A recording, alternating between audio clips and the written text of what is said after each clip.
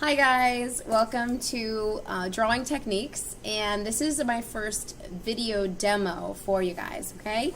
So what we're going to do, and welcome to my classroom. This is my daytime classroom at Arundel High School in Baltimore. So what we're going to do first, okay, we're going to focus on the value creation techniques that I talked about in the PowerPoint, which were stippling, hatching, cross-hatching, and scribbling, or as I call it, scrawling. Okay, so just as a quick review, okay, and I have my sketchbook with me, we're going to start, just as a quick review, because I don't know how long it's been since you watched the last video, we're going to review. So we've got hatching. Do you guys remember what hatching is? Or hatching is lines that just go in the same direction. Okay. All right. And then it's close cousin,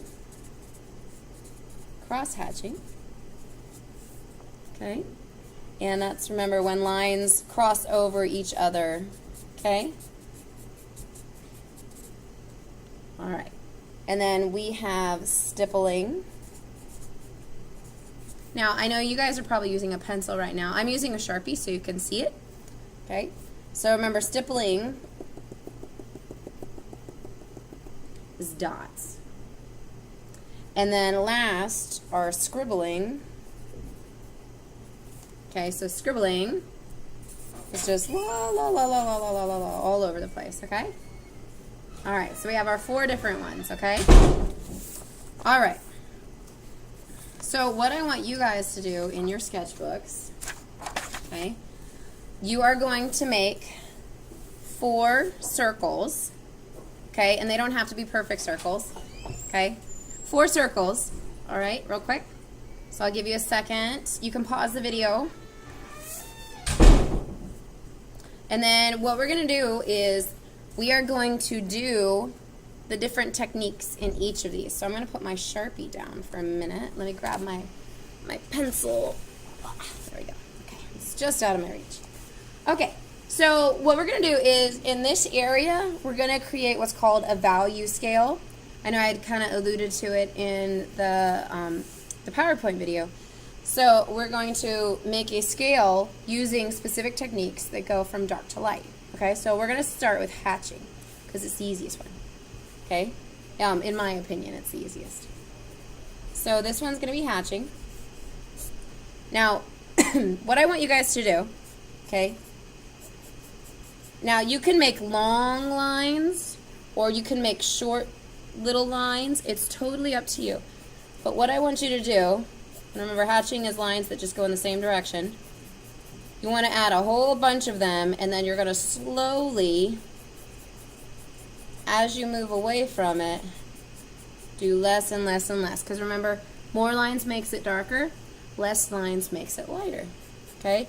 And if you feel like you've got a huge chunk, like mine looks like it just jumps from dark to light, just go back over it a couple times and try to make that transition nice and smooth.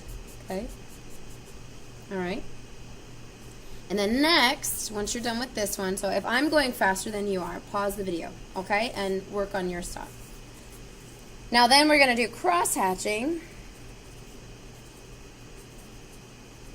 in this next one. And remember, cross-hatching is when the lines cross over. So it's hatching with crossover. So all you do is you do more of it. Remember, more of it to make it darker and less of it to make it lighter. So you just kind of spread them out. You guys see how I'm doing that? So I'm just making more lines, and by making them more concentrated, it's darker and then lighter as I go. Okay? So you guys give that one a try too. Alright. Alright, and then for this next one, I'm going to do it in Sharpie. So I highly recommend when you do stippling, you do it in Sharpie. Otherwise, you're going to stipple forever. Forever. Okay? Alright, so we have stippling, which, remember, stippling is dots. So this one takes a little bit longer to do, okay? You kind of sound like a woodpecker when you do this. All right. So tons of dots. And if you want to, you can make this value scale shorter than the other ones. Okay.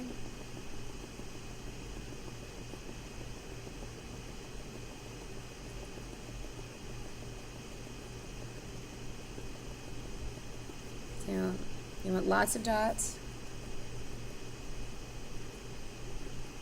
And then sometimes what I'll do is I'll actually move over here and do just a few dots, and then I'll kind of work backwards and add more. And then more and then more. Kind of go back and forth and back and forth.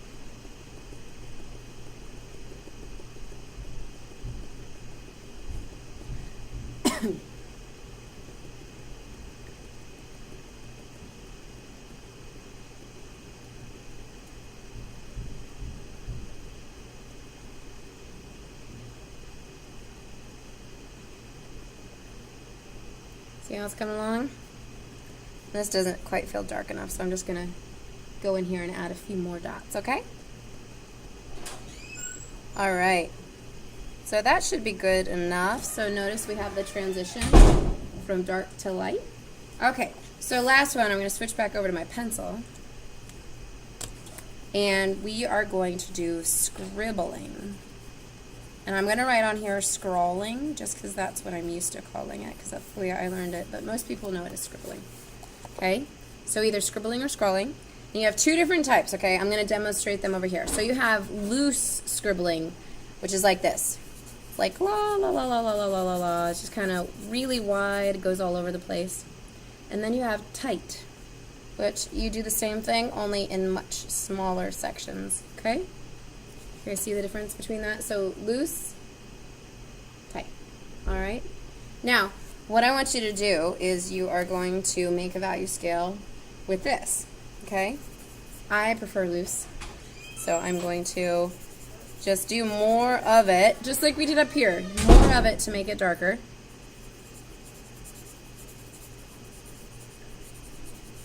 And then less of it to make it lighter.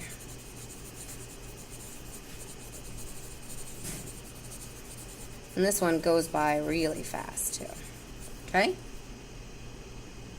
All right, awesome. Now real quick, I'm going to show you what we're going to do. We're going to change these circles into spheres. So physical three-dimensional objects. Well, not actual, they're going to look three-dimensional. But I wanted to show you a couple pictures that I did, my portfolio, that I did that are examples of this real quick. Here we go. All right, I knew they were right at the front. Okay, so these are ones that I actually did, and I've used them in lessons when I teach at high school. So the first one we have, this is some cherry blossoms. Okay, so if you notice in this one, I have it split into 4 quadrants. 1, 2, 3, 4. And each quadrant is done in one style. And each quadrant is different. So, like, this is stippling, cross-hatching, hatching, and scribbling, okay? So that is one, like, you can actually do drawings in just one style, okay? Or this other one right here, this one is a drawing I did of a squirrel in my backyard. I have tons and tons and tons of squirrels in my backyard. They're very photogenic. So this one is an example of one image that uses different techniques to create texture, okay? So for instance, in the tree branches, there's a lot of scrawling and scribbling. And then the little bit of a background has stippling. And then the squirrel itself and the leaves have hatching and cross-hatching, okay? My husband took the picture and then I drew it. I think he did a really good job. All right. So now let's make these circles into spheres, okay? So this is what I want you to do, okay? We need to establish a point of light. So like for instance right now, I have like 40 lights in here, but the one closest to me is right there. So I actually have light coming from this direction. So if you notice, just looking at my face on the screen, there's a highlights are more on this side, and like, see this shadow I have here? So the shadows are on the opposite side. So what we're going to do, I'm going to just go ahead and decide, like, that's where my sun is coming from, my light source, okay? And I like to just do the same thing with all of them. So what you're going to do, if this is where the light source is coming, this is where the shadows and dark values are going to be. So what I do, and we're just going to work in hatching, and you don't want straight lines across. Since this is a sphere, we need to make it like it curves. So like for instance, I'm going to do a band of dark here, and then a band of slightly lighter, and then slightly lighter, okay? So I'm going to have bands of different values, okay? So I'm going to go through here. And since it's pencil, if you go outside the circle, it's okay because you can just erase it. Okay. All right, and I'm just going to do hatching. So I want to make this really dark.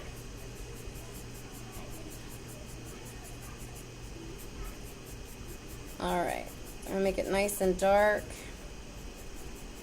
And you can also press harder. That's another technique for making it darker. Okay, and then I've got a little bit, so I'm going to erase it a little bit.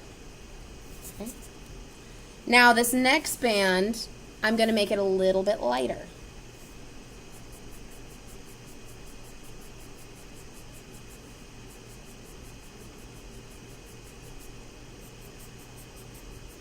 And it's okay if it, like, because I physically have a line defining the different borders, it's totally okay if you cross the line. That's fine. Okay? And then I'm going to make this next band a little bit lighter.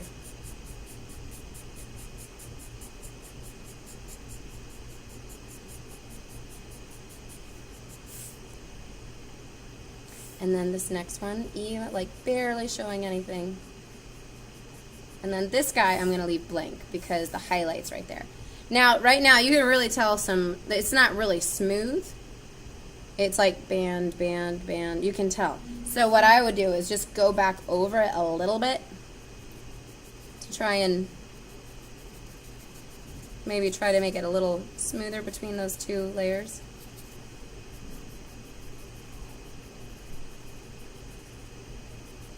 Okay. All right, now in order to really make it look like it's a sphere, we have to add a table shadow. Since the table shadow is for a sphere, it needs to be, it's gonna kind of look like an oval or like an almond because it's sitting on a table. So I like to kind of, since it's coming this way, the shadow is going to be here. So I like to kind of pre-draw the border of where the shadow is going to be. And then right here, it's going to be super, super dark because that's where it is physically the closest to the table. So it's going to be almost black. But the shadow outside of that is still going to be dark, just not as dark.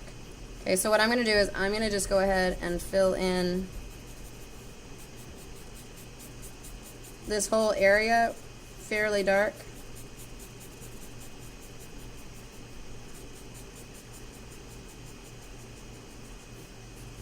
Oh, I started cross-hatching. Ignore that part. And then what I'm going to do is I'm going to go back over right where that border is, right there where it touches. I'm going to actually make it quite a bit darker.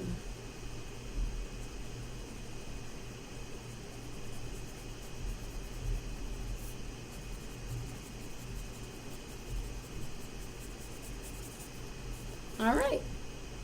And actually, I just noticed, I'm going to trim this up a little bit. What's nice about using the pencil is you can... Alright, so now we have a ball sitting on a table using hatching. Okay, so what I want you guys to do, I want you to go through and complete the other ones. Okay, so use cross-hatching the same way we did this one. Use stippling the same way. And then scribbling, okay? So go ahead, do these, and then post your results. So take a picture of it and put it on the classroom discussion just so we can see how everybody's doing. And what's really cool about this is that even though yours might not look exactly like someone else's,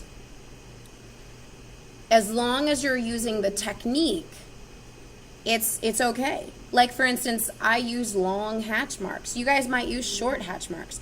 You might have an even looser scrolling or a tighter one. That's fine as long as you're following the techniques. And this is a really good way for all of us to practice them, but then also to get ideas on alternate ways to use these techniques, okay? So go ahead, finish these other 3 and post them, okay? Now I'm going to jump to the next section of this, so you'll see like a slight pause, and then I'm going to go into smooth shading, okay? So for that, you want to have your drawing pencils out that we had talked about as being needed for the drawing unit, because we're gonna check that out, okay? All right, I'll see you guys in just a second. Okay guys, so we're on to smooth shading. Okay, so this is kind of what I want you to do. We're going to review drawing pencils a little bit. I explain more about them, and I provide a full scale in the next video that you're going to watch that's going to show you your actual assignment for smooth shading. But what I want you to do, okay, first of all, draw a circle just like we did for the other 4. And then I want you to draw a line. And then at one end of the line, I want you to write darkest B, and at the other end, write lightest H, okay?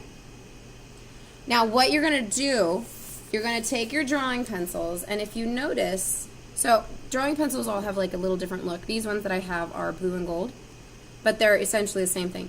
Somewhere on the pencil, it'll have like a little oval, like this one. I know it's kind of hard to read because it's shiny. It says B. This one says 2B, and then I have a 6B. Okay, you guys probably have other ones too, okay? There's H's. So underneath, what I want you to do is take each of your drawing pencils, do a little swatch, and then label it. So I've got like 6B,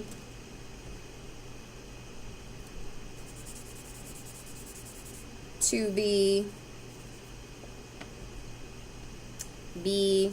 I would have my H's, but some of my students in my classroom have hidden my H pencils because they don't have very many of them anymore. Alright, and then do the same thing with your H pencils. What I want you to do, after you do little swatches, I want you to look at how dark and light they are, okay? And you're going to line them up on this scale. So for instance, I'll do a little freebie for you guys. 6B is pretty dark. It's probably the darkest pencil I have. So what I'm going to do is I'm going to put 6B on the darkest. Okay, if I had a 4H, that would go over here. Okay?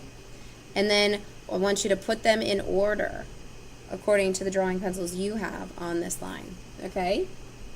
Alright, so try that out. I have the full scale in the next PowerPoint. Okay? Alright. So now what we're going to do is I'm going to show you different ways to do this. Now most people, when they shade, they use the tip of their pencil and they blend with their finger. We're not going to do that, okay? So this is how you do shading, okay? So you have the whole tip from the entire part that's been shaved by the pencil sharpener. You want to lay that whole surface again. So if my finger was the paper, you're going to do that. Okay, lay the whole surface of the pencil, so you're going to maximize the amount of space. So what I want you to do,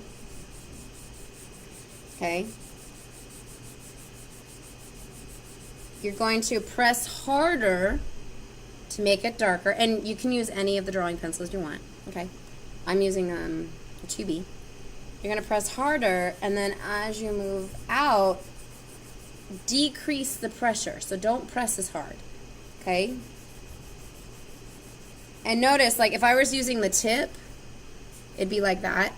But since I'm using the whole surface, so much more space. And it helps kind of get rid of those lines. Okay, so as I move out, I'm going to have less pressure.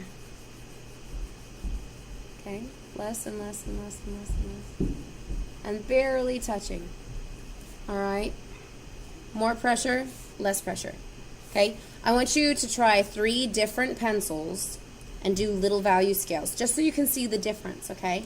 Now, we use these drawing pencils to not just create different values in the pencil, but to also help create thousands of different values in our drawings, okay?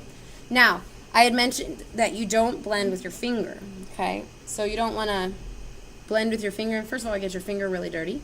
And then we have oils in our fingers, our hands. That's why they say don't touch your face a lot, because like you could transfer dirt and oils to your face. So instead, you want to use a blending stub.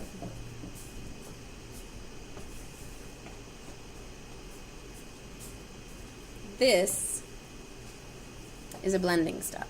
Okay, it's a rolled piece of paper. They come in drawing kits. Okay, very, very cheap. I think this is maybe $1 or $2. Now, okay, look at it right now. And then what you do is you take the blending stub. If you want it to be even smoother, you just rub the blending stub on it.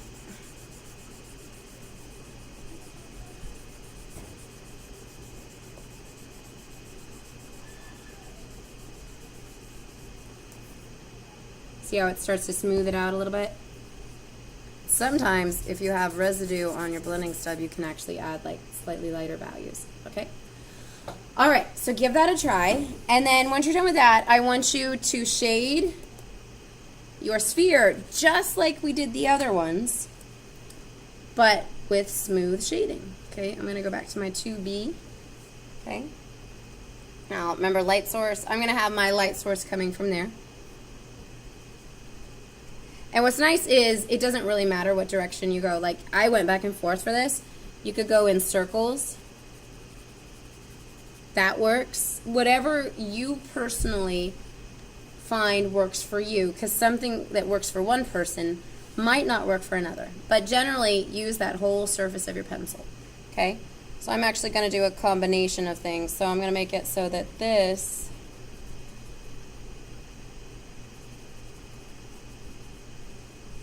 I'm going to kind of go between circles and back and forth.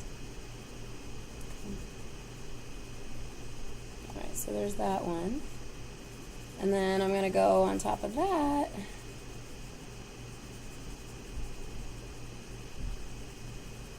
So what I'm doing is I'm slowly decreasing the pressure.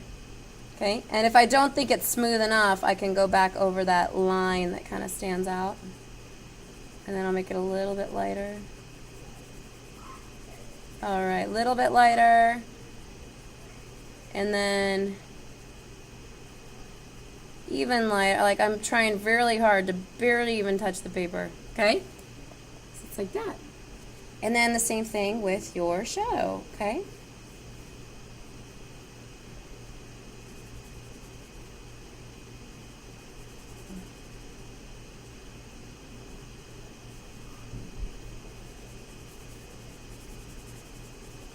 And if I want, so I've got that. I think it looks pretty good. And then I can, if I wanted to, I could take my blending stub and smooth this out even more.